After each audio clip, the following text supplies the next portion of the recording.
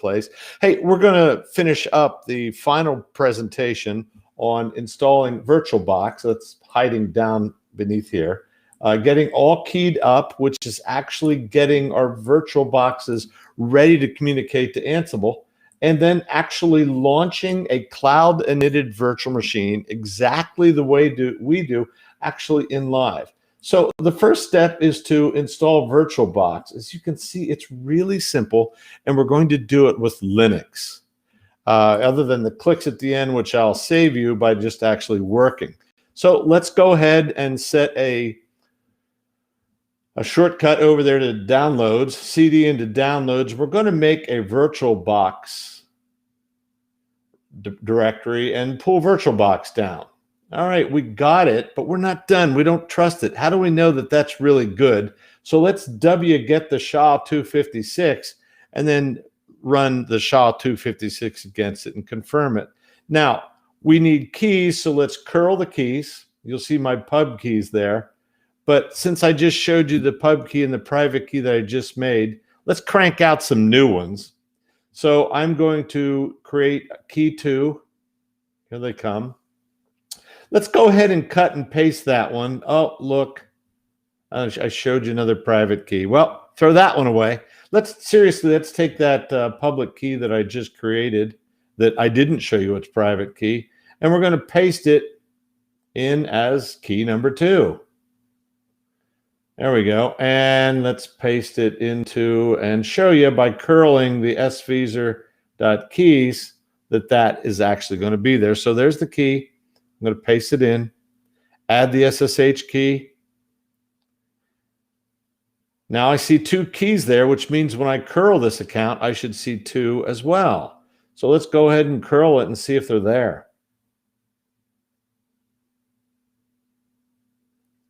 And they are. Key number 1 and key number 2. Good. Now we have 2 keys that we can use in order to connect to other devices. Ultimately, I'll be deleting that second one after this presentation. Now we're ready to get into phase 2, which is to create the cloud-initted config. This is to launch virtual machines on our VirtualBox. So notice the present working directory is that VirtualBox directory. That's where I want to be. I'm going to create the metadata right now, which is 2 lines of code, and it couldn't be easier. Oh, look at that, instance ID, student 1, and local ID. I actually fixed that behind the scenes, fear not. And next thing we're going to do is apt-get, who is after a quick password install. It already is installed, didn't have to do that. But that's going to actually allow me to run the next command. How about the one after tmux? So since I'm going to be creating some passwords and we're going to recall that long keys, it's best if I use tmux to store up some information. So let's gen a password. So there's a SHA-512 password for Alta3. That is literally the password Alta3. And there's that key that I just made a little bit earlier. See, I need to get that into a virtual machine that I'm going to boot. So let's go ahead and paste in the beginnings of the user data. Never mind that ALD config at the top. I'll fix it. All right, we got everything lined up here according to the way that YAML expects it to be. The password, we need to fill that in. So let's grab that password that's on the top there and paste that in the password line.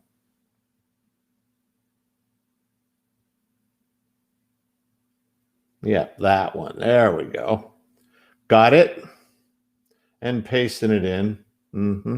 Now we need the key next. So we're going to put the SSH authorized key. And this actually can be a list of keys, but we're only going to put 1 key in. I actually deleted that other key I showed you earlier. It's already gone. And we're going to paste that in. So let's hop up there and do something that has caused many painful hours. Start with a hash. Then cloud config. That hash there on the very top is mandatory, or this does not work. That's not a comment. That actually is required. So I'm looking it over and it looked fine. So now we have the user data. We have the metadata. Let's get the cloud image utils, because what I want to do is to combine the two files that I just created into a single file. And notice that's going to create the ISO out of the user data and the metadata that I've just created.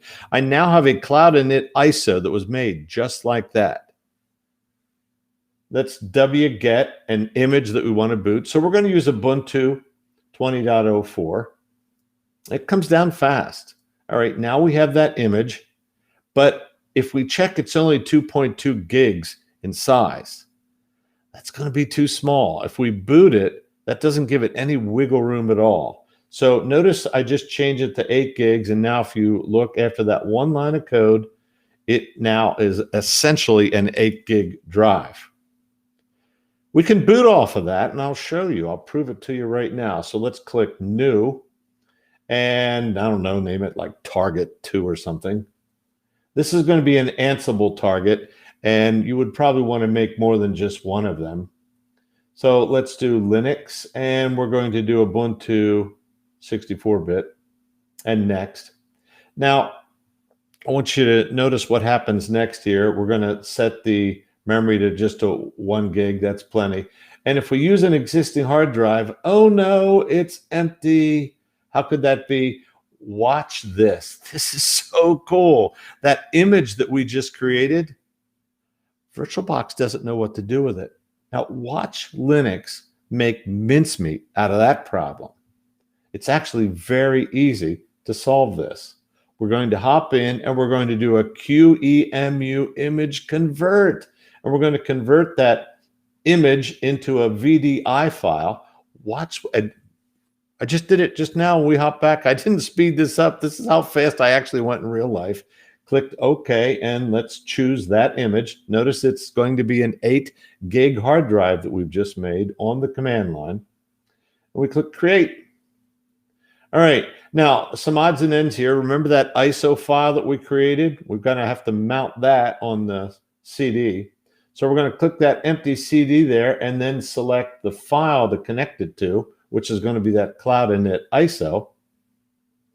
And let's get that NAT out of there. We actually want to run Ansible against a bridged adapter, like another virtual machine on an Ethernet switch. We're there. Let's do it a quick check. That looks good. Everything's fine. Let's fire it up. Okay, so here it goes. That is an uncanny fast boot. It won't go that fast for you. But hiding underneath those warnings is a login. Remember, it's going to be Ubuntu and then Alta3. We take a look at the IF config. Actually, it's an IPA, and we see that the IP address is 200.201. That's 192.168.200.101. So let's SSH Ubuntu at 192.168.200.201. Hit the enter key, and we're in. The target is now acquired. We have an Ansible target, and we can actually target this to run actually next week's demonstrations. So what I've just shown you actually in very rapid succession was initially this first lab on installing VirtualBox. It's all written up here in alta3.com, install VirtualBox. Once you've finished with that one, back to the blogs, get keyed up. This is the steps that will actually set up the keys for, and I just went down through and did these for you. It's not going to take very long to do this. Lastly, which I think is probably the coolest little demonstration today, was to launch the cloud init config virtual machines. This is where you do all the work in Linux in Windows Subsystem for Linux 2, which actually makes it really straightforward to create a virtual machine that we are going to actually do target practice on next week. Okay, there you go. That is actually all we needed to get done this week. Sean, what did you think of that? I actually use this method in my everyday development and testing when I don't want to touch even our systems, because I'm pretty careful. Yeah, and I guess you don't really have to be that careful with this either. It's your target. Yep. You blow your one virtual machine away, and build a new one. How many do you usually build? One at a time? Usually a set of 3 to 5 standing around. Right. How big is your machine? Are you running on one of your gaming machines when you do this? Work laptop, 16 gigs of RAM.